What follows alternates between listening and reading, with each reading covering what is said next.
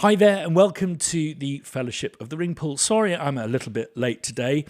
A byproduct of turning 53, it seems, is the inability to eat baked beans just before going to bed. I woke up today with what I thought was a massive bladder infection, and it has proven actually to be just a turbine hall's worth of gas that I built up overnight. I've just put Alan off the remainder, not of his food, he's not eating, but just his whole evening. And I'm terribly sorry about starting it like that. It feels like the old drunken me, that kind of conversation. We've got a really exciting guest joining us shortly, Steve Mazzaro, who is just an absolute Hollywood force, but also is very much a co-conspirator with Tina Guo on the Storm Cello that we collaborated with them on. It's the only hawking I'll do this evening, I promise, but that is coming off promo. So we don't do sales, Crow Hill. That's certainly our hope and aim. And in order for us not to do sales, we like to do these early bird deals, which will be coming to an end tomorrow on the Tina Go, I think. So that's just a little kind of community reminder for you. Welcome to those of you on Instagram.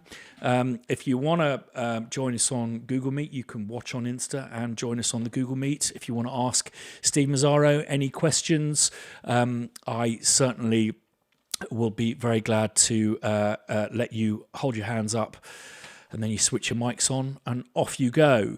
I've become really, really self-conscious, Alan and Simon. Have you heard of the millennial pause?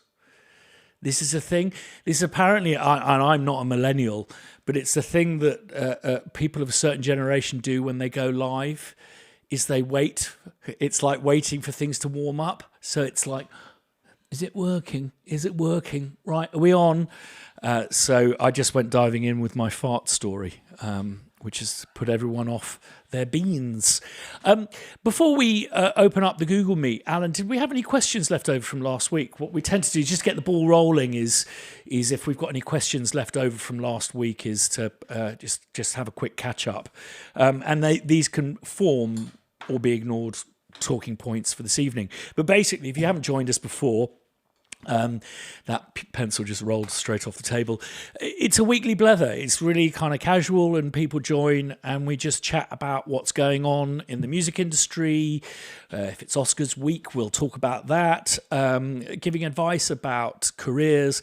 And what's really interesting is we have people all around the world joining us from very different stages in their career, lots of different ages, which is something I really enjoy.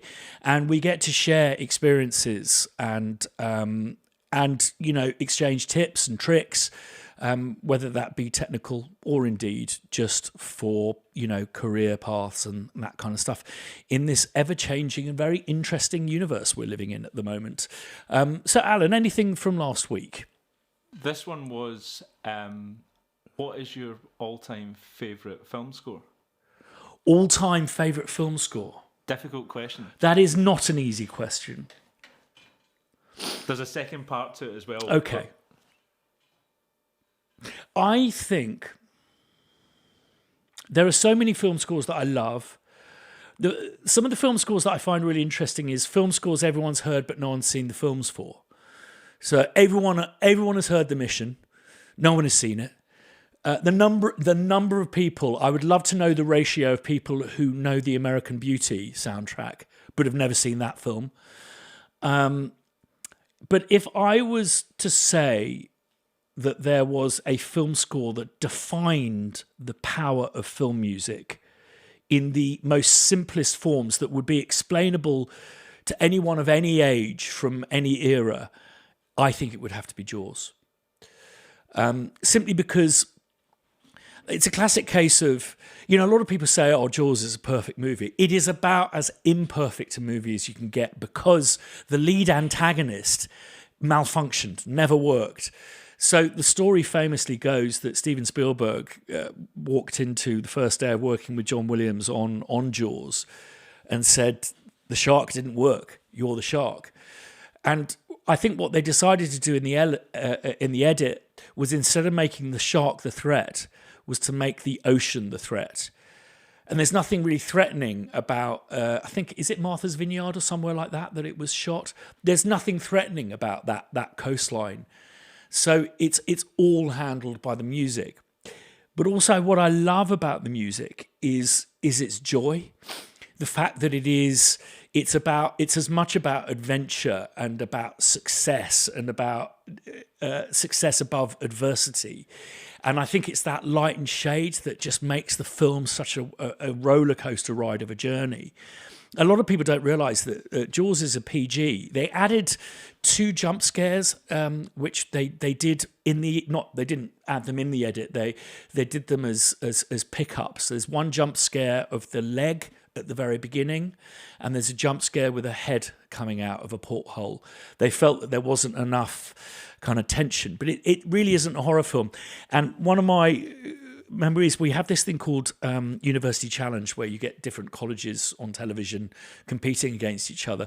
And there was a music round, and the music round was the music of Steven Spielberg and Jaws. Steven Spielberg and John Williams. Apologies for that. And they got every single answer wrong, because every answer was Jaws, and all of the music they played was from Jaws. And they were saying E.T., Raiders of the Lost Ark, etc., because there's so much happy music in Jaws. And I guess I like the score because it, to me, feels like an homage to Le Sacre de Printemps, the Rite of Spring by Stravinsky, which is, I mean, one of my favourite scores. I think it's heavily influenced by that. And there's it's just got everything. It's got really crazy bitonality, so lots of stuff going on in different keys simultaneously. But can you fault? I mean, is there any other score that you can guess by going dun? I mean, I think even if you're quoting the Psycho, well, maybe you can name that in 2. So maybe that's something that we can talk about today, is scores you can name in 2. Any other questions, Alan? So this was the second part. The second part. What are you currently listening to? What am I currently listening to? Score-wise, I haven't got anything that This was just like anything. Okay, well, I tell you what I'm listening to is one song, and it's an absolute haunter. It's by this guy called Sam Fender, who is apparently well known, but I'd not heard of him before. And it's a track called "Remember My Name," and it has a colliery band on it. And it is just it's beautifully simplistic, but his choices compositionally are just, it's that thing where it's very, very simple, it's very moving, but how he twists the knife in is by surprising you, is where you feel that I'm just talking about it. Look, I've got goosebumps and hairs up on my arms.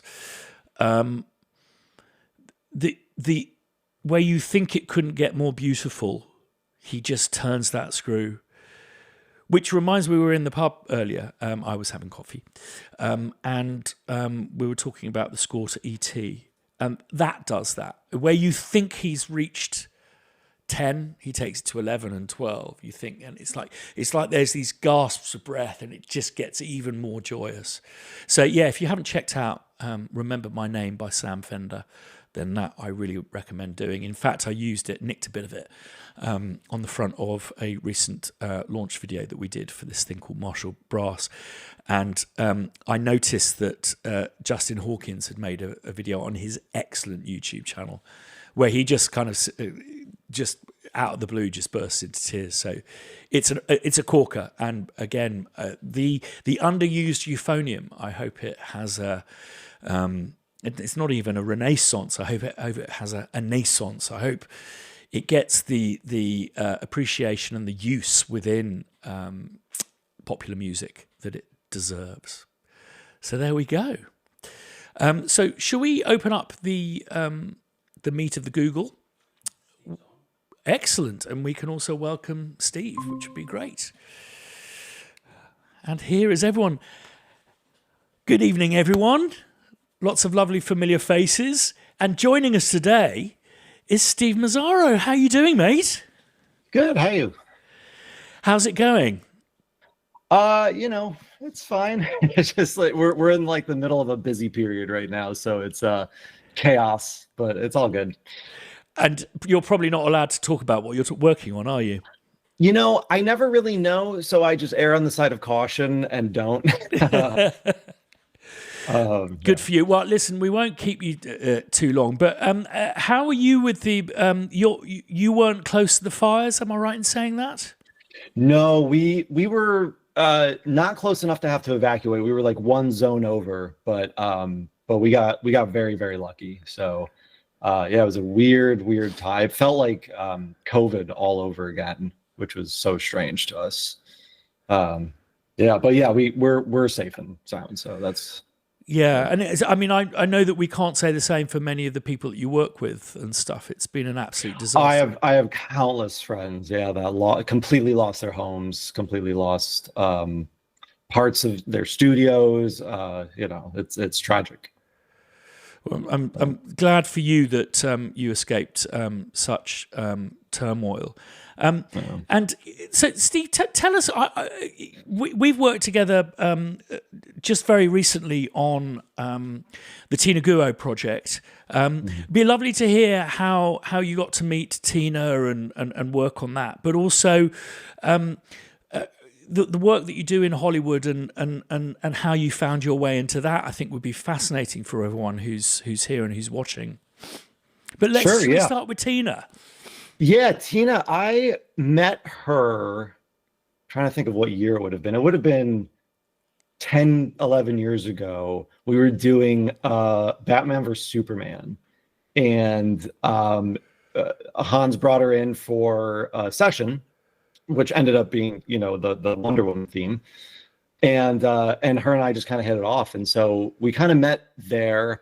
And then I joined Hans and Tina on tour for the 2017-2018, and so we were just touring the whole world together and playing shows every other night. And so I got to kind of know her a little bit better, and we decided we'd be a good fit for I'll produce some of your stuff. And so her and I did an album called Game On, which was self-indulgent, but it was a bunch of video game covers essentially with Tina's electric and acoustic cello. And then I did another Sony album with her, and we've just kind of been in touch ever since. And I think it was the second tour we did together. We were talking about doing a sample library, and we had no idea for what it should be, but we were just like, oh, what if it's I don't know, loops, or maybe it's 16th notes or triplets and stuff like that. We came up with all these ideas. Even recorded some, and then totally abandoned it. And then 4 years went by, and I remember I was working on Dune, the Dune 2, and I had her do some stuff on it, and I immediately went oh man, this is so cool. I wish there was a sample library that had these types of sounds. And so I went to her. I'm like, hey, remember we talked about this? What do you think about, what do we team up and build something and let's just get in the studio for a few days and just come up with countless ideas. And that's kind of what we did. And she probably hates me because I could not stop coming up with ideas. And of course she's the one sitting there after having to record all of them. But yeah, so that's kind of the Tina arc. Well, I'm sure I speak for everyone that really appreciative of you guys offering that up to the world. And there is some extraordinary sound design on it. Are there any little kind of insights into how you approached that, and little boxes of tricks that you feel free to share with us? Yeah, the electric cello, by definition, sorry, Tina, is kind of a horrendous sound. Just out of the box, it's nasally, and look, I love her, but it's a horrible sounding instrument, and it takes an enormous amount of work you can get it to sound incredibly good and incredibly unique, but it does take a lot of know-how and a lot of problem solving, let's say, for better lack of term. And back on what we did on Batman vs Superman, one of the biggest things we learned was you have to triple track it. You have to triple track it. It has to be 3 separate recordings. You can use separate effects, but like when you combine them into one thing, it becomes a bit more of an instrument that feels less nasally. It has a bit more power to it. You can add a bit of like distortion or saturation just to like give it some clarity and warmth and power.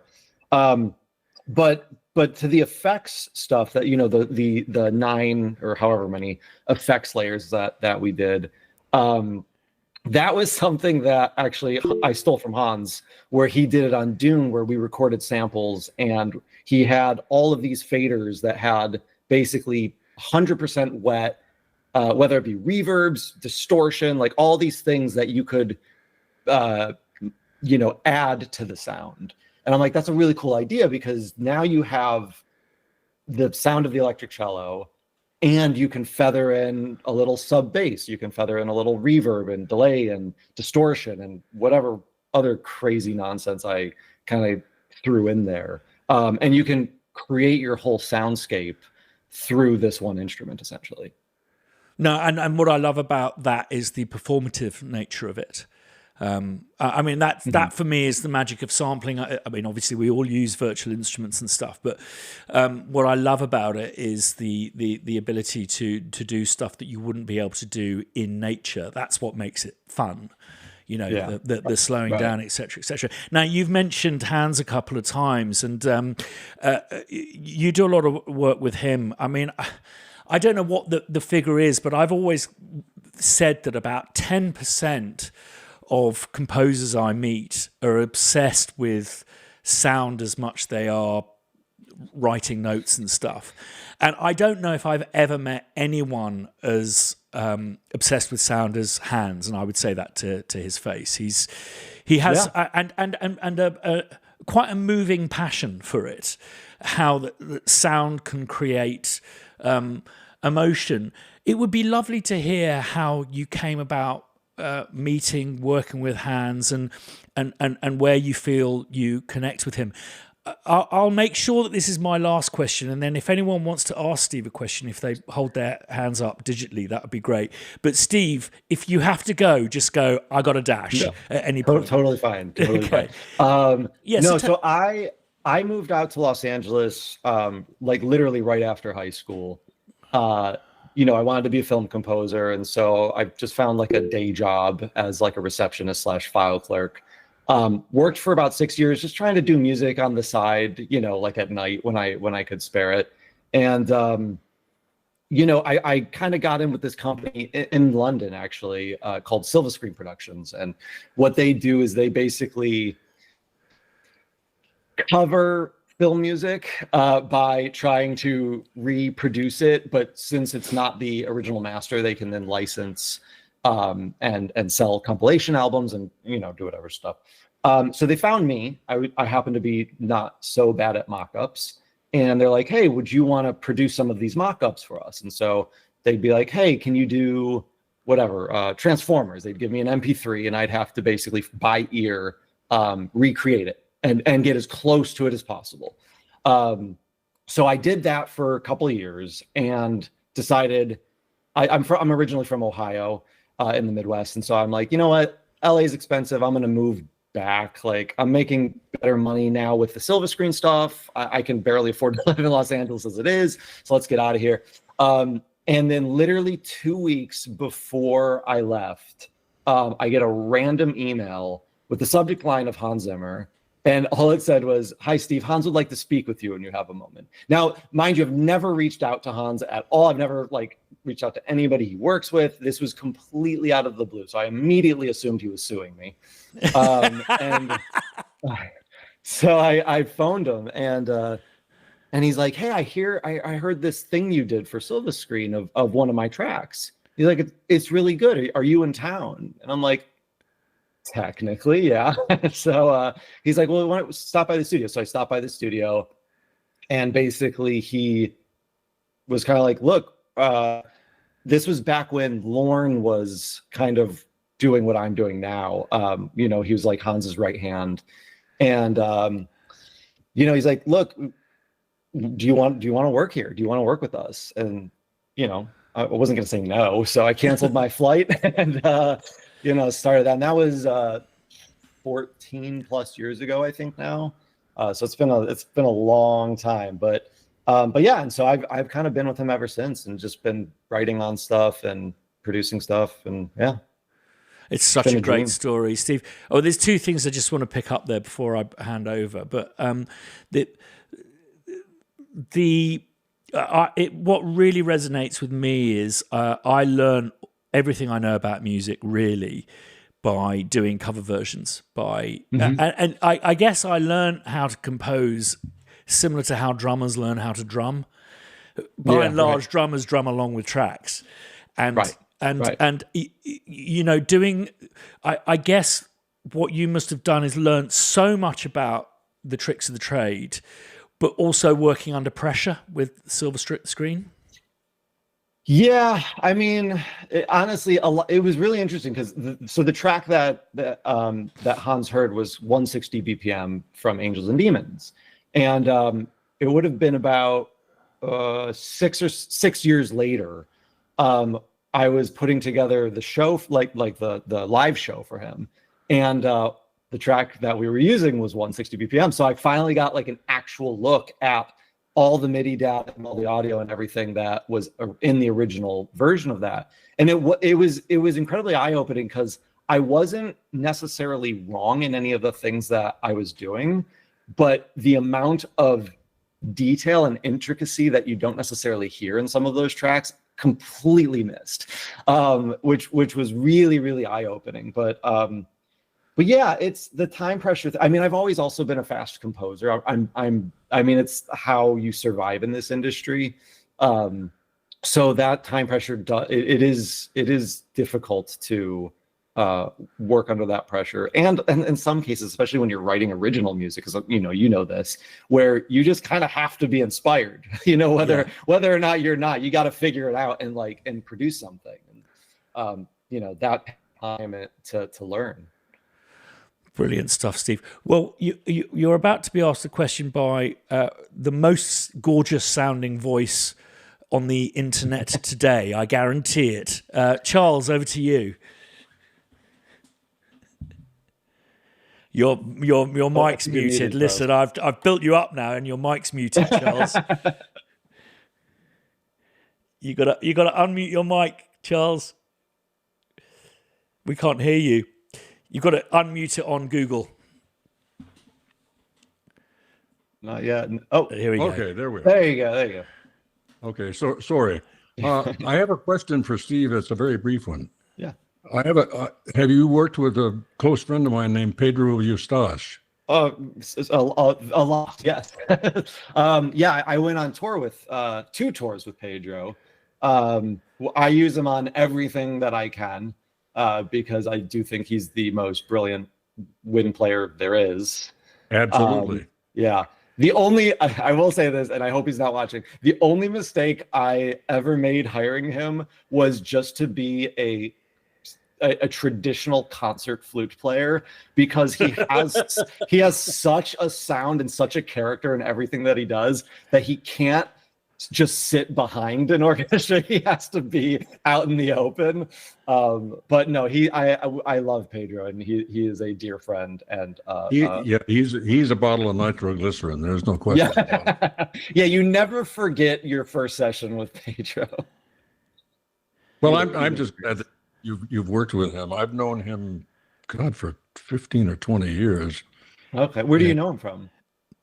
Well, to be honest with you, we went to the same church for a while. Oh, okay, right. And then I can't remember. I've never worked with him, but I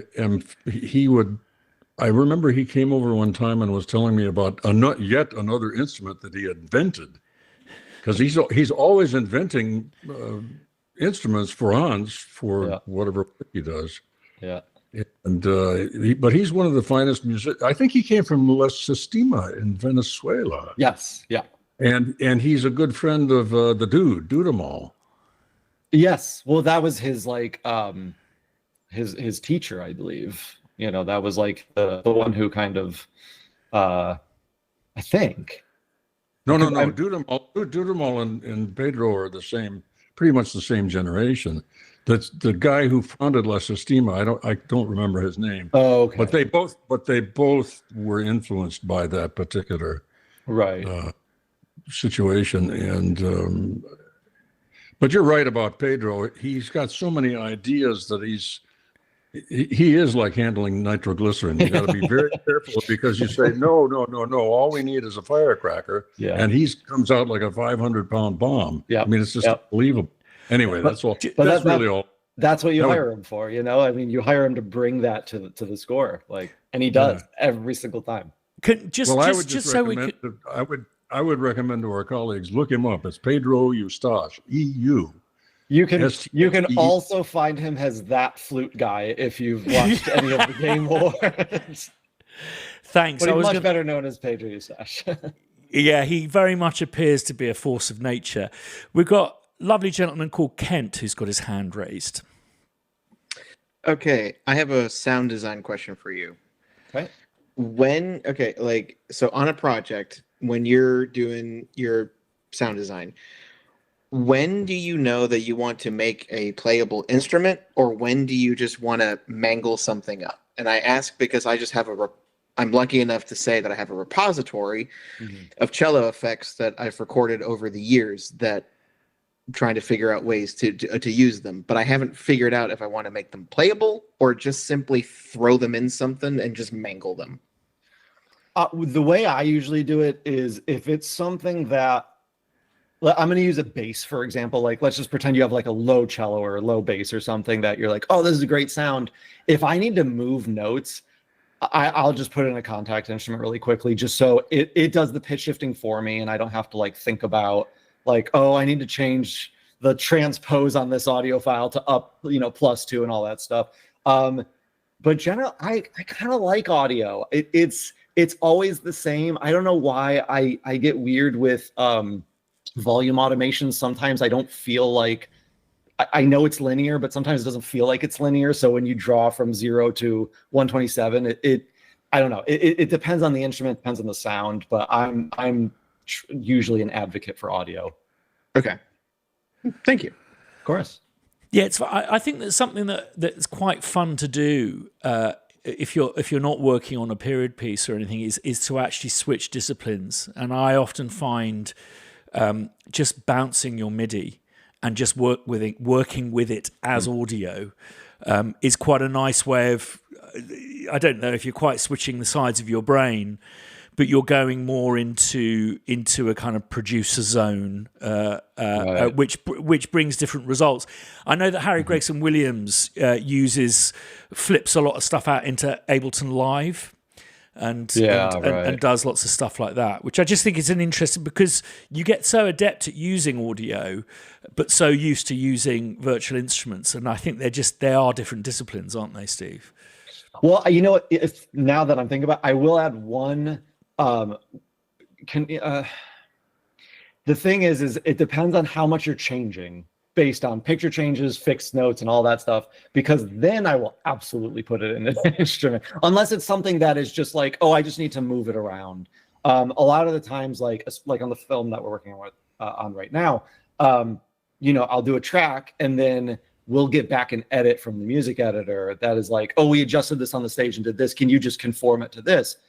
And in theory, that should be easier with MIDI, but they're doing it with audio and they're just doing random crossfades. And so trying to figure out how to get those level of crossfades is generally easier with MIDI, easier with audio. So it depends on the context as well. Yeah. Malcolm, how you doing, mate? You all right? Yeah, I'm fine, thanks. Excellent. Sun is so yeah, I've been out and about. It's a nice change. Yeah, spring is springing here in Steve at long last. Yeah, about time. Steve meet Malcolm, Malcolm meet Steve. Hi, Malcolm. Hi, yeah, it's great. Thanks for coming on. Yeah, I actually know Lauren a tiny little bit. He and I Okay. met in a bar 25 years ago, maybe Okay. 20 years ago, with our laptops and hard drives and swapped samples. Oh, that's great. There's one I still keep. It's a terrible viola sample that just, adds that kind of distortion in an orchestra. Yeah. Anyway, my question is more about the scene. Do you find, obviously you're collaborating and have collaborated with a lot of people, a lot of composers. Do you find that most of them have training, or are they self-taught? And can you see a kind of almost disadvantage of having the hardcore training? And by training, I mean going through a composition school, not not a pop music course, which of course is a relatively new thing. Right. Okay, so I was going to go to Berklee in Boston, Berklee College of Music. I didn't once I looked at their price, because I was like, that's a lot of money. And so I'm technically untrained. I mean, I took piano lessons growing up. So I learned theory and harmony and all that stuff through that. So I can't necessarily say, I'm sure it doesn't hurt going to like composition school. Like I'm sure there's plenty to learn. Whether or not it's going to make you a good film composer is another thing. I think, one is experience. I mean, even like I thought I was a good writer, and then I started, writing for film and realized it's completely separate from just composition. It is, your job is really, it's more emotional than it is musical in a funny way, because you have to learn how to represent what's on screen, and in some cases manipulate what's on screen. So, but again, because I didn't necessarily have that formal training, I don't know how they teach and how they interact and how they set you up for the world in whether it be film composing or composition or music or that. So I know Hans generally prefers people who didn't go to school, but that's also because he didn't go to school. So that's interesting. Yeah, I mean, I didn't have. I think I'm sound a wee bit like you in the fact I had some early piano lessons. right. Up until age 15 or something like that. Yeah. As soon as I could, dumped it and bought a guitar. Yeah. Very smart. Yeah, I can see that. But it was only maybe 20 years after that I got into film and TV music. Yeah. So I had a whole kind of 20 years, I think it's 40 before I got into it. So I had 20 years of learning through other projects and also a nice collision with some classical players. 10 years before I started doing music for film. And they kind of helped me understand the classical world. And as you know, you have to understand that if you're going to, hire people. Basically. Yeah, I mean, there's also something to be said for being like a niche film composer, where like you have your style and that's what you do. There are people who don't delve into the classical world at all and are either just pure synth or just pure guitar stuff, whatever it is. It's not necessarily mandatory. No. Oh, thanks. Of course. Yeah. Nick Bulavin, sorry if I'm pronouncing it. Yeah, that's about right. Thank you, Christian. I don't have questions per se, but I first of all, really refreshing to hear a fellow untrained, untrained musician is, getting to the top of this whatever, hill we're all climbing. Yeah, right. But yeah, that's super refreshing. And another thing, I just submitted my entry to the competition. The trailer rescore thing, obviously. So, and I only used the cello. I only used the library, and I really appreciated having those, slaps and hits on the body of the cello, because I needed some percussion in there. Because like that second part, gracias. Sorry, I'm getting out of a cab, but yeah.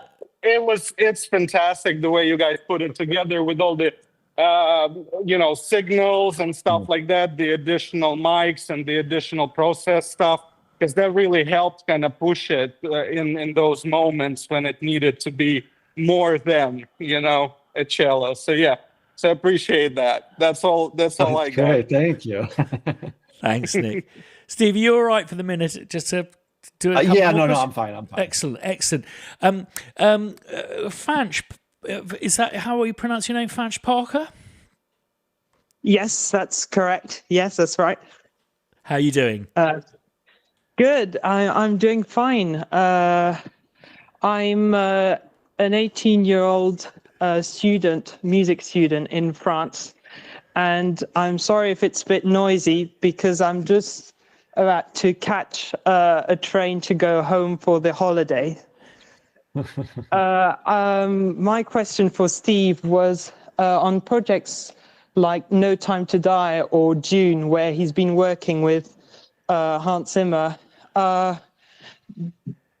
Does he strive to keep his musical identity and musical style, or does he try and align himself with Hans Zimmer style?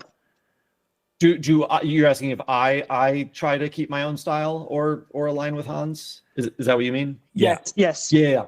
I think because unfortunately I've been working with Hans for as long as I have adopted his style because I use all of his go-to tricks and all of the things that because again, it's like a lot of film composing is like being able to solve problems, and sometimes they're really hard problems to solve. And so when you have this toolbox of, I know what they're asking for and I know what will work, I'll just do that thing because I know it works.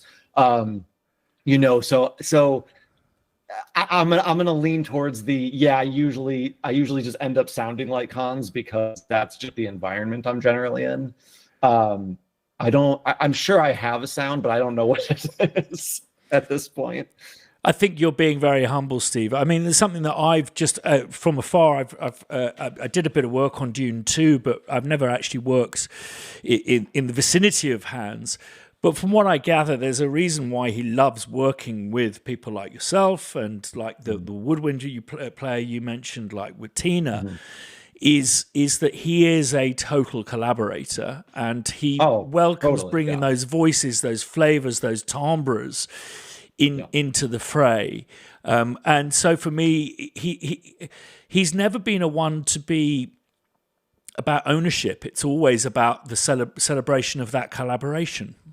Yeah. I mean, and so like, I guess to kind of further answer the question, like, if I were working on a cue, right, I would generally just take it and just do what I think is right, and then he would come in and go, "Oh, put strings here, like do this, or why don't you add this instrument?" And kind of, so it does become like what you said, Christian, a collaboration, where it's not just necessarily one viewpoint. It is, and in some cases, either the way I started it might be wrong, or the things the things he's trying to add or change might be wrong. Ultimately we are in service to the film and to have the best, the best film possible, really. Yeah, absolutely. We've got a fantastic gentleman called Jay who's been very patient. He's got his hand up, speaking from Guatemala, I believe. Yeah. Oh, nice. But I used to live in LA. Sometimes I feel bad when I come here, now that I think about it, because I am musically trained. I went to a musicians institute, on Hollywood. Okay. I studied music in my teenage years. I played quite a few instruments, and you guys everyone's like, yeah, I didn't go to school. Whatever. I'm like, I did. No, but that's okay. I mean, it's not a bad thing. Yeah, no, and I was gonna actually point into that. Like, I feel like that does provided me, because to begin with, I was when I went to school and I was growing up as a musician, I was not intending on being a film composer, doing anything in film or game audio that I do now. It just fell on me when a friend from school was like, help me do this thing. What do you need? It's a short film. What? All right, cool. Going back, I was in speaking collaboration, because that's kind of how I fell into this world. Yeah. Do you find it like, not being, for me, like I'm talking about me not being in LA anymore, but I do kind of like want to return to that scene. However, I can't physically be there. Do you find that would make it harder if I want to like still, go back to my LA scene, go back to collaborate, but not being able to physically go there? It's funny, since the pandemic, obviously we've had to do Zoom films, if that makes sense. Dune 1 was pretty much all Zoom. Dune 2 was in person. Like Boss Baby 2 is all Zoom. Kung Fu Panda, all Zoom. Like, so you can do it. It's absolutely possible. And especially with games, like game companies are all over.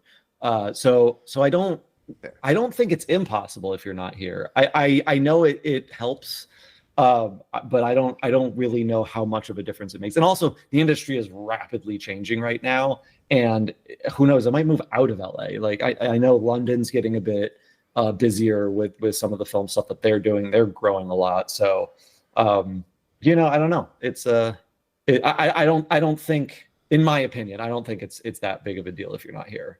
Yeah, I think I just grew up like, because music school, the music business part, I was like, be there, be in places. Well, it used to be that. Yes. That's the whole reason I moved out at 18, is because I remember I emailed as a composer I was a huge fan of, Bill Brown, who did like music for a bunch of games I used to play and like CSI and all these other TV shows.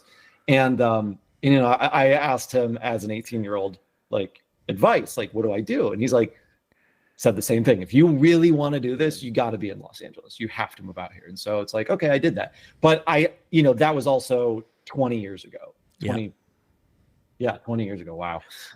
So things have changed a little bit, It's interesting how technology has affected the geography of. I've lost one gig, Steve, since moving to Edinburgh 11 years ago. And that if I would have gone back another 10 years prior to that, I wouldn't have got one gig if I was living in Edinburgh. Right. You had to live in London or LA or one of these other hubs. Two things for me that have changed is that the technology has meant. Technology and the sprawling nature of our industry has now meant that directors don't get the luxury of 18 months of post-production on anything. So what happens is it used to be a very linear process. Now it's a very stacked process. So for me, I haven't had a director actually come to my studio to view any cues, I would say, for 12, 13 years. That used to be the big thing, is that they used to have to come, sit with the cues with you, maybe work with you. But that's not when they were doing ADR, color grading, editing, fine cut, all at the same time. These Poirots I used to do, which, is an international franchise, hour-and-a-half movies. The post-production then was 6 weeks. So you tell me when a director, if they're doing ADR, you tell me when the director's going to come and watch you making his denouement inaudible. The other thing is, and I totally agree with you, Steve, is the only thing that I had to do in person, that if that meant getting on a plane to America or going down to London, whether that be inside Number 9 or whatever, the only thing we had to do in person was spotting sessions. No one had figured that out. The minute lockdown happened, we figured it out. And it took a couple of goes for everyone. It was like, oh no, we just need that other machine to be on, and then you need to set the preferences in there. That was the only thing. But I think it's interesting how it's becoming slightly less kind of hands-on with directors, and in many respects, certainly as a former and very proud Londoner, I'm really pleased that people aren't feeling they have to live in London, because I think it's prohibitively expensive. And certainly where me getting on a train to go anywhere connected with my work of late, it's been down to Manchester. The amount of post-production facilities that have opened there is quite incredible. And where you are, Glasgow is having a real influx of creative talent from London. I don't know, Steve, if you're familiar with London, but I believe that London has become somewhat Manhattanized in the sense that the banking money is definitely winning there. So we've got these new creative hubs popping up. Bristol, Glasgow, and Manchester are just very interesting kind of scenes at the moment. Right, interesting, right. But I think it's encouraging. David O'Rourke, I can't see you. Where are you? Did you have a question? Hey, mate. Hi, everybody. Before I answer, I did notice Charles put his hand up before me, and I can't compete with that avuncular voice of his. Should I go ahead, or Charles? I was just going to give you a go because Charles had a go already, and then we'll return to. I understand. Sorry, it's always I good came on very late. I like to bookmark with Charles. Thank you. I really appreciated the question from Jay there about LA because I've spent most of my life as a self-taught jazz guitarist who lived a double life, which was arranging. But deep down, I always wanted to score for film. But meanwhile, 2 kids and family came along, and I didn't feel the move to LA that everyone kept telling me I needed to make. I wasn't rolling a dice on my own behalf anymore. Yeah, right. Now, why I'm mentioning all this is one day I wake up to the news here that Netflix are, without exaggeration, opening 12 sound stages, 4-minute walk from my house. And Wow. I thought to myself, it's a sign. And I'm living in New Jersey, by the way, Oceanport, New Jersey, Okay. and it's the old Fort Monmouth. So I had this visual in my head, without any drug or alcohol assistance, of me knocking on the Georgian door knocker, the like of which I grew up seeing in Dublin, saying, "Hi, you don't know me, but do you need any music for anything at all? I'm right up the street." But what it did was it lit a fire underneath me. And I've been, at the tender young age of 65, I'm about to start doing a kind of a video blog on my attempt to avoid falling on my face as I try to get to score. I have one documentary that I'm working on that has started. So I'm just very pleased to hear that the idea that it can happen more remotely, even though I've learned since that it's not the networks are going to hire me, it's a director. So and they probably live anywhere. But I think maybe to Christian's point that you made about being in Edinburgh, I think if your work, it used to be in Manhattan here, if you didn't have a 212 number, nobody called you for a gig. And, you know, it's nowadays it's, you know, are you available? Can you make it? And if they know what you can do, you're in. So I'm kind of hoping that with the, you know, that they will take a self-taught arranger composer like me in, and they won't be looking for all these degrees from, I say this with a twist of irony, from some institutions that I have taught string writing in, despite having not even a bachelor's degree. You know, so anyway, well, honestly, sorry, Steve. Oh no, sorry. That's honestly one of the reasons I didn't go to Berkeley was I knew at the end of it, all I was going to be left with was a piece of paper, and I knew whoever wanted to hire film composers could not care less about that piece of paper. You know, because, you know, especially in America, we're taught, like back in the day, you have to go to college and you get your bachelor's degree, and then you can go get your job. And you know, that's with this kind of an industry, it's just not how it works anymore. You know, so no, there are no rules. You know, no. If they want to hire you, they're going to hire you. And Steve, it's a really important point. I know it's the same over here as it is over there. Now, it's a really important point now because you are potentially taking on a lot of debt, and that I cannot. I mean, my 20s were pretty rough, paying rent in a flat in London. I didn't go to music college, but I can't imagine starting out as a film composer with 30, 40 grand in debt. That for me is the stuff that self-harm is made of, you know, just would do my head in. So I think it has to be taken very, very seriously. And I don't think it's irresponsible to go, we'll consider that. And not all courses are made the same. And I think there's a lot to be got out of certain courses, but you've got to work out what it is you want to get out of it. If it's learning about technology, I don't think that's something you need college for. If it's making a group of peers that you can go out with and chase leads on with together, there are definitely some colleges that are better than others. Steve, I must let you go, but just maybe one last word from Charles, if that's okay. Well, my first comment is to Mr. O'Rourke. Age is a moot point. I'm 82. Okay. Anyway, to Steve, when you're scoring, and based on what I would call correlative experience, I know you're sensitive to the story and the moment in the story, but do you pay attention to what the actor is actually doing? That's the A part of the question. And B, because are you in LA now? I am, yeah. Okay. So my second question is, do you ever avail yourself of, one, ever take an acting course, or B, ever go to a theater to see live actors to see how they do what they do?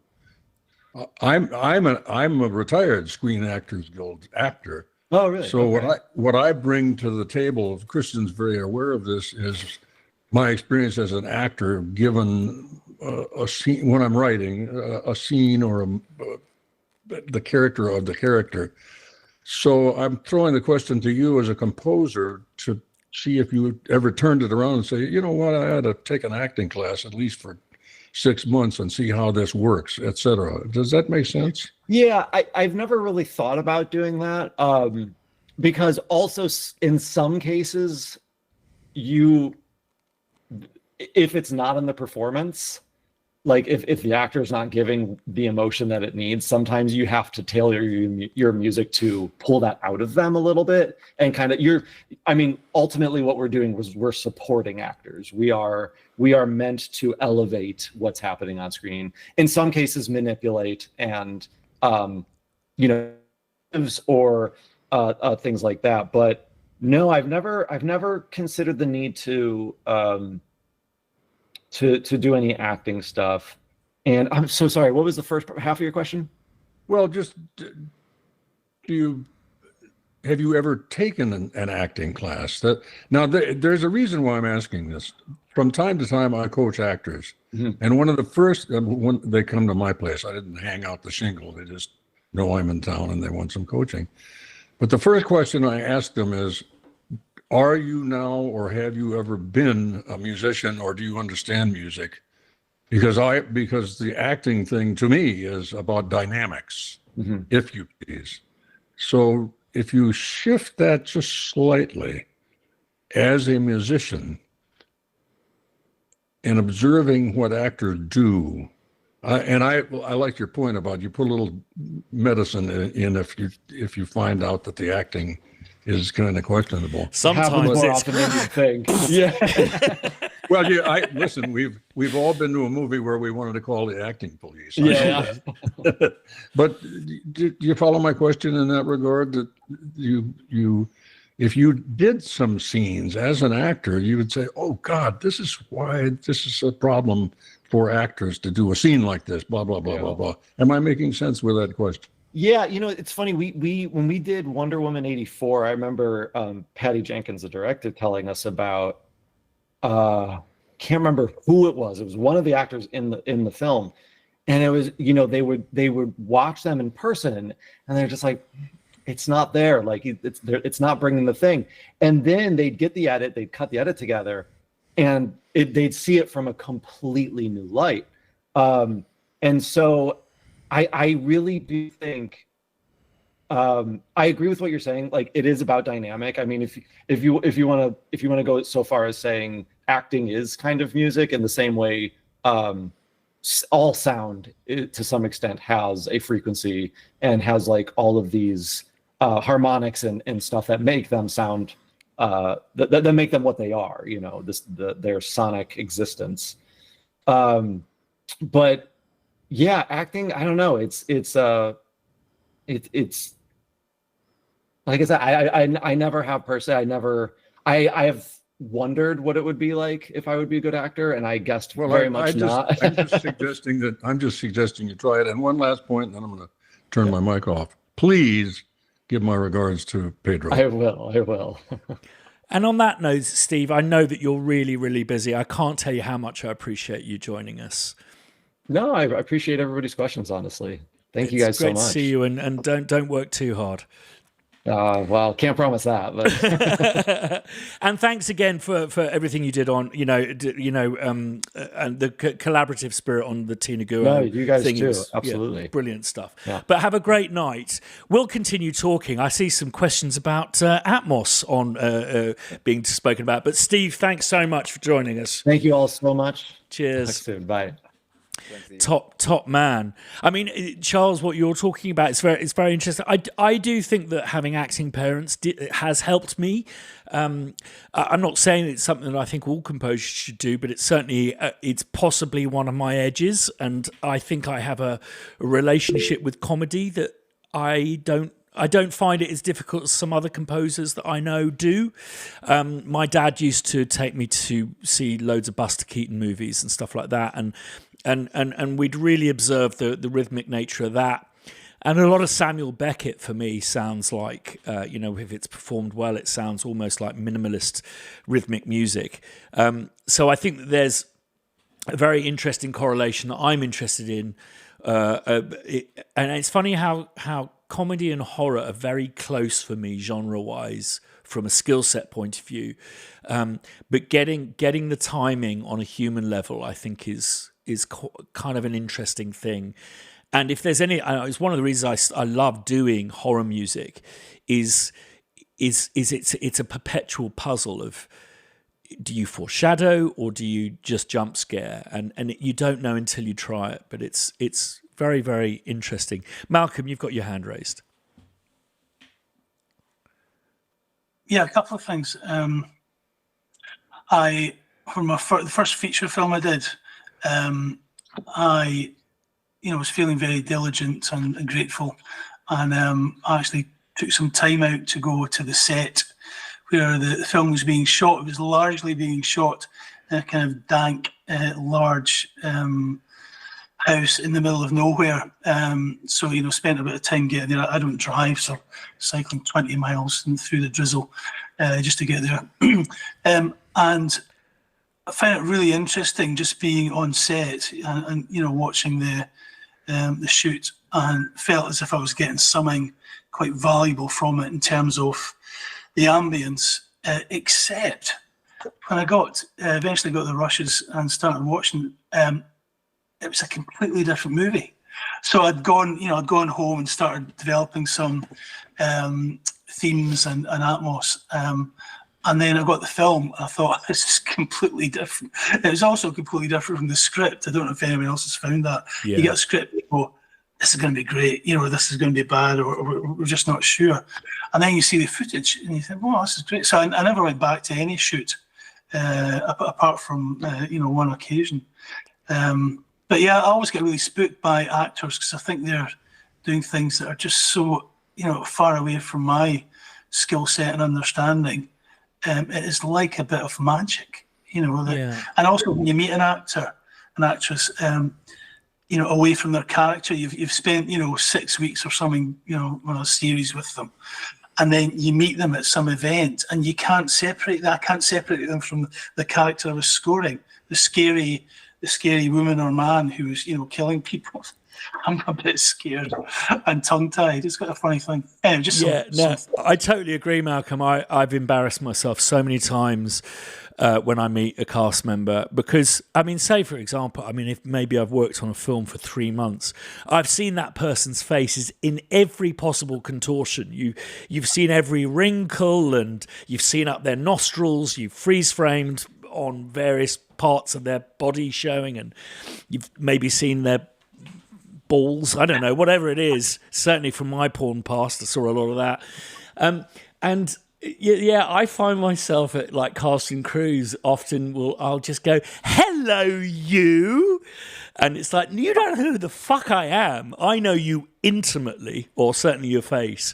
So it's very funny. Now, where going on set is concerned, on the occasions that I've done it, what I've found very, very useful is just listening to the director giving directions, because we're part of a workflow, and I think one of the reasons why we're not actually truly connected to the actors' performances is because a massive part of the performance happens in the edit. I did an episode of Inside Number 9 where there was this very famous actor, veteran. They had worked with, and he clearly wasn't. The brain wasn't quite working as it used to. And it was, for me, it was a DOA. It was just like, I don't know what they're going to do with this black hole they've got in the middle of this film.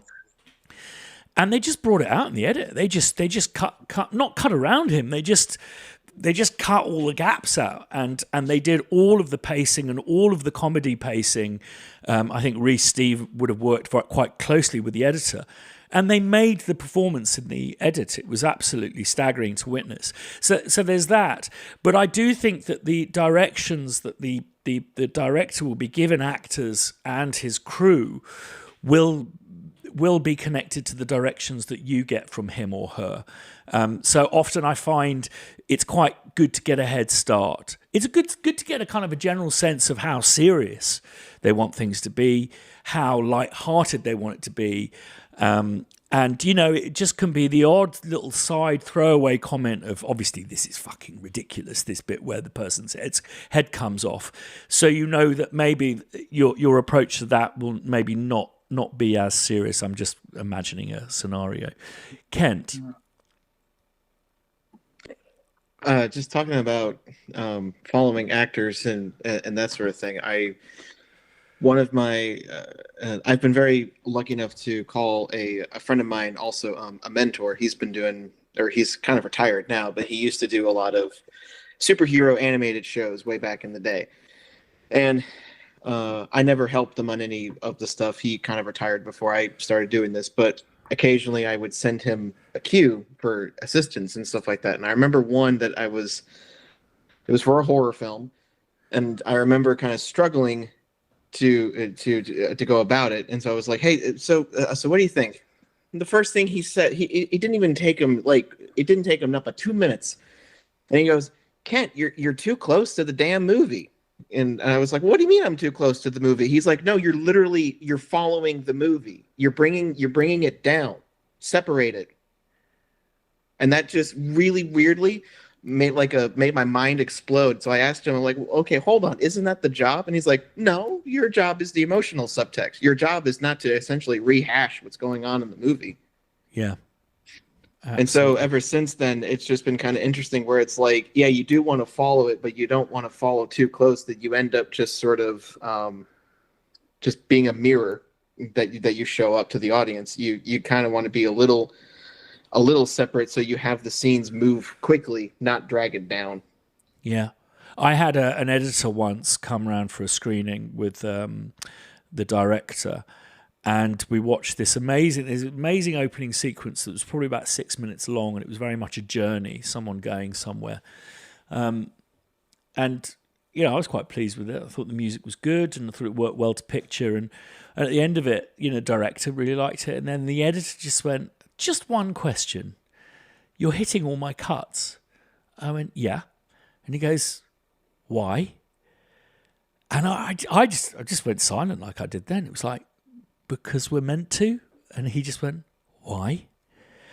And he goes, as an editor, it's like I've made these beautiful seams, which are, really, and it all flows and this, that, and the other. And now it sounds like a hammer. Every time, it feels like a hammer hitting a table every time there's an edit. And I thought that was a very interesting experience. Threw me into complete turmoil, and I never knew whether to hit a cut or not from that moment on. It's quite interesting. It's something that comes up often on comments in YouTube is, how do you hit cuts and this, that, and the other. And I don't think it's as important as people think it is. I think that there are, certainly if you've ever worked with a conductor or composer who works with streamers, you basically talk through with the director and the editor what stuff you want to hit, you spot, and those tended to be in the past a lot less frequent. It was stuff like, it was the digital editing, and I noticed it was kind of MTV, this idea of the music needing to hit cuts, relatively modern thing. Jay, over to you. I raised my hand for something totally different, but I forgot already what it was. But hitting the cuts, I remember. I think you did this video, Christian, a long time ago with the Spider-Man, the Miles Morales trailer, right? And where your entire goal was not to hit anything, and that was very eye-opening for me because that year, no, the year afterwards, I think I did my first short film like by myself, and there's a scene at the very end, is like the conclusion of it is like a split screen situation. It's not a split screen, but it's like the conversation flows in two separate places because it's like a girl and her group of friends, a guy and his group of friends, right? And the dialogue goes by them switching, like overlapping each other and kind of like finishing each other's sentences. In those hits, I did not hit a single one of them, but I purposely was changing instruments within the track.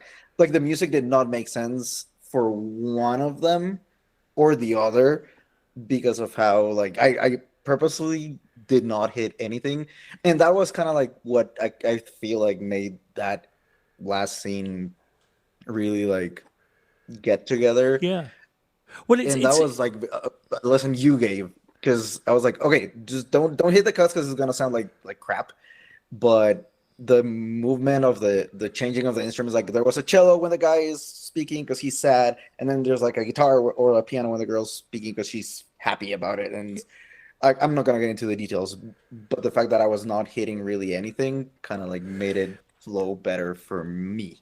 Well, I think that when I first started out, I really enjoyed working to picture and helping articulate the picture because it's kind of fun and exciting, but it gets boring really, really quickly. And where I kept my interest over the last 25, 30 years as a professional composer is helping tell the story and working that emotional thing, which sometimes is a counterpoint and sometimes is a unison. And for me, it works a little bit like orchestral music. Now, if the whole of Romeo and Juliet by Prokofiev was the whole orchestra going dun dun dun dun dun dun dun, you'd tire of it really quickly. The point is that it comes together for that moment. And that, I guess, is when you have those amazing bang.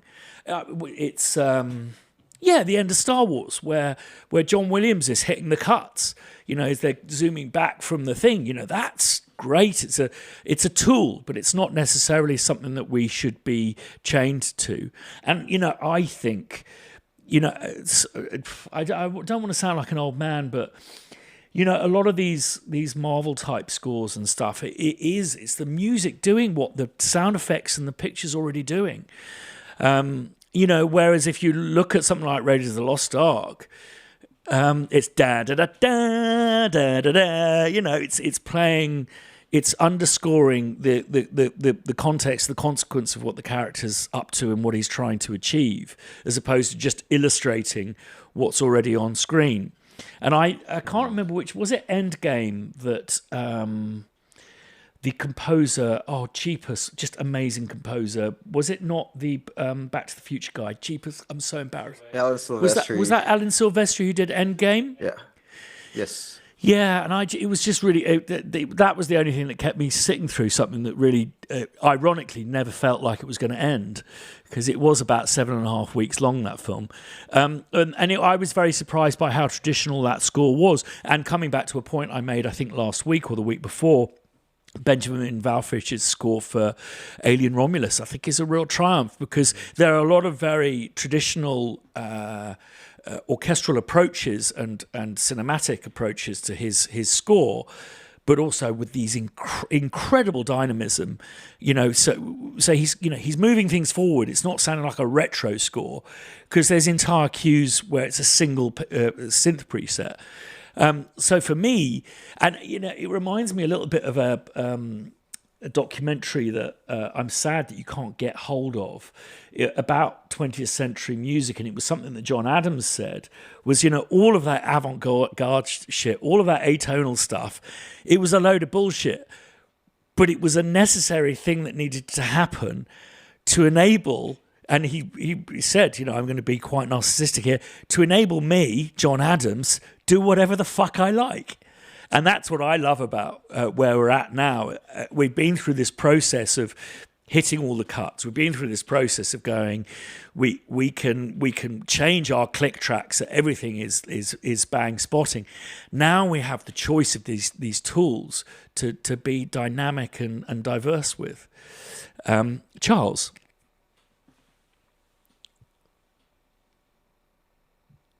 You made the point already about the cut problem. And I always, when I'm writing, of course, I'm writing, I'm always writing for Megatrax, and they give me all the freedom I want, but I don't write in terms of, there could be a cut here. I just say, okay, this is just going to be the piece of music. And you're correct. It should be like an orchestral thing. You have point, counterpoint. You might have a moment where, like in Beethoven, boom, boom, boom, boom, so everybody in the band is playing that, but then all of a sudden there's a different way to do the motif, and then you have a little clash. As a matter of fact, you mentioned Stravinsky as being one of your favorite composers. One of mine is Charles Ives, and of course, the influence. I think he was a child, and there were these two marching bands marching towards each other.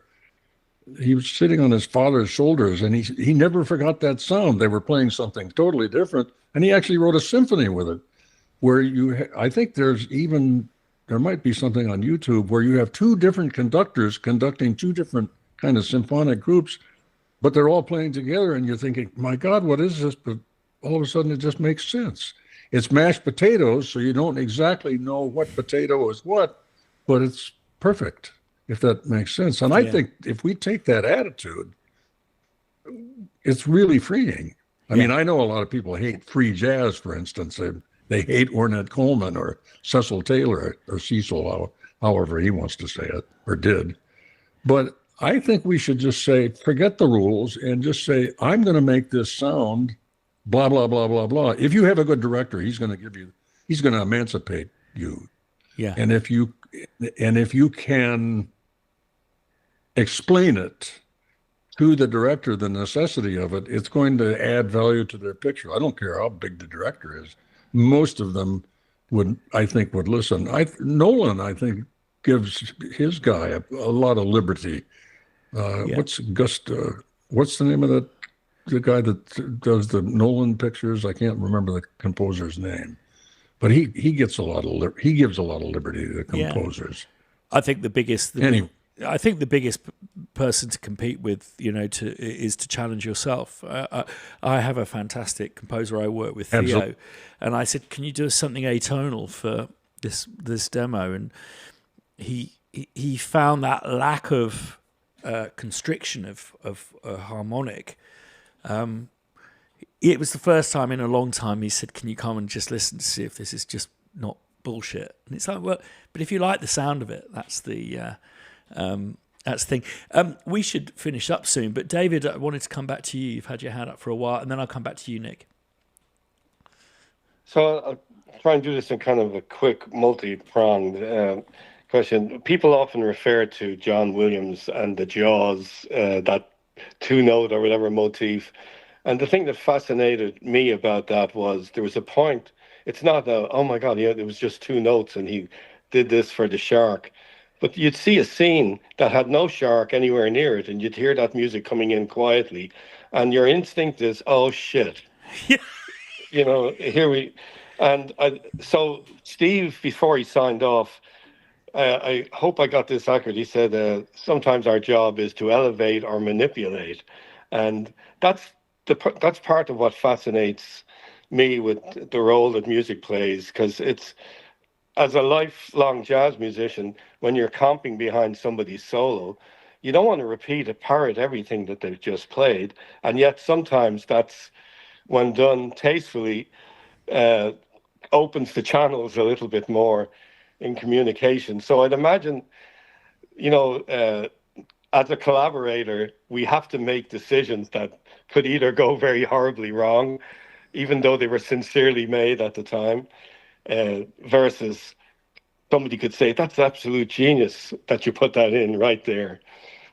So is it something that when you've written so much, Christian, anyone else, is it something that you've thought about where you're going to prompt or preempt somehow what's happening in the scene? Yeah. In modern, and I'm thinking more in terms of modern writing, where they just maybe send you a cue that's never locked, right? It's never locked until. Yeah, I mean, something I used to hate reconforming and getting new cuts and notes. It's my favorite part of the job now. It is just part. I think the thing is, once you kind of put your 10,000 hours in and get, dare I say it, good at it, or not find it difficult, or not get upset by it, it actually becomes a bit of a high. It's like, oh yeah, I'm going to do that funny little trick there and this, that, and the other. But just to touch on something, that you touched on, David, and something maybe Charles, you might agree with. Something that I did feel that really, really helped me as a film composer was the 3 or 4 years I had of doing maybe 8 or 9 gigs a week in cover version bands, blues bands, dabbled with a little bit of jazz, but not too much of that stuff. And the thing that really helped me was vamping, was working with dialogue and just finding the holes and not filling over it became so naturally to me as a composer of that thing of being able to feel like you hadn't stopped playing music, but that you weren't playing over what the vocalist was doing. And it very much applies to a well-edited, well-performed scene. I can't say the same for, like, if you're doing a denouement for Poirot, because it's just like, they never stop talking. But, certainly for a conversation, finding your point in that, so it doesn't feel like the music has stopped dead in its tracks, but also, conversely, hasn't just been turned down, which I think is when music just sounds so fucking awful when it's turned down. And it's partly our responsibility to make it dynamic so that people don't just turn it down. And people don't have time these days to really ride your music against dialogue. So I just think that's when music just sounds its absolute worst and just gets on everyone's nerves, is when you've got like... It'll sound like you've got like 300 musicians hammering away, but they're just in the background really quietly. I just think it sounds really nuts. Nick, back to you. Yeah, a quick one on that. Sorry to interrupt, Nick. Yeah. Nick, just before Nick, because I don't want to ruin Malcolm's timing. For those of you who can't see the screen, Malcolm just went, "Still get the PRS though."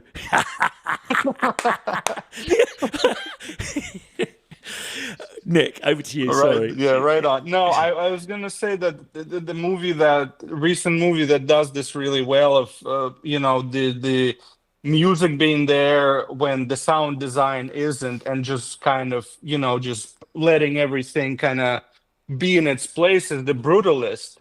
It was really amazing, like in a sense that the theme he has is super simple and it's really big. It's like low brass, full blast, but it only comes on when there's nothing else in its way. Like it's so unapologetically there, but then he gets out of the way so tremendously well too, if in the moments where it's like there is something else going on, say sound design or intense dialogue or something, but it's just when that music comes in, like it's there. And I thought it was fantastic, and with all the kind of the tapestry that he's weaving with all the kind of found recordings, and everything sounds just like this kind of city, just city noises almost through this like prepared piano and stuff like this. But when that theme comes on, oh my God, it's really satisfying every single time. It's like really on point, and there's nothing else in its way. So that seems to be what we should strive for as composers, I think. That's a great way to finish up. I mean, I haven't had the opportunity of seeing the Bruce list yet, but I'm really looking forward to it. A lot of the people, the fantastic people I work with, are absolutely raving about it. So that's one to watch. If I was to also say what I think is a masterclass, a balance of sound design, score, and dialogue, it's Close Encounters of the Third Time. I think the Third Kind. I've watched it more than 3 times, that's for sure. For me, that is, if you were to do the formula of the greatest audio balance, in the sense of the audio design's place, the score's place, and the dialogue's place. These improvised scenes, which are absolutely amazing. This amazing scene where they have his truck on a gimbal, spoiler alert, and there's no music, and it's an incredibly dramatic scene, and it's just the sound of the coins dropping as he's rotated and stuff like that. That, I think, is a real masterclass. So next week, so basically just a little reminder to anyone who wants to take part, we're closing the trailer competition for Tina Guo on Sunday, and we'll be announcing the winner next week, which will mean that the winner gets an opportunity to work with Tina Guo remotely, with her providing some of her amazing talents for your music. There's also lots of Crow Hill prizes. I'd really love anyone who's here or anyone who's watching after the event. It would be great if you joined us next week to see who the winner of that is. But also, our next competition is, I don't know, it's kind of grown-up time. It's a serious thing. It's actually the opportunity of getting your first, I hope it's for people who maybe haven't had a commission before. It'll be an opportunity to get your first commission or maybe another commission. But it's all about audio branding, and I'm going to be inviting someone on who is an audio branding specialist. And I think something that Steve touched on today was that Hans found him. And I think if you don't put yourself out there, we can't become legends in our own living rooms. So I think that will be my takeaway. But I'm looking forward to the Bruce list, and thanks everyone who's joined me today. I really look forward to this every week. It's great to get stuff off the chest, to hear tips, and just to be with like-minded people. So lots of love to you all. See you next week.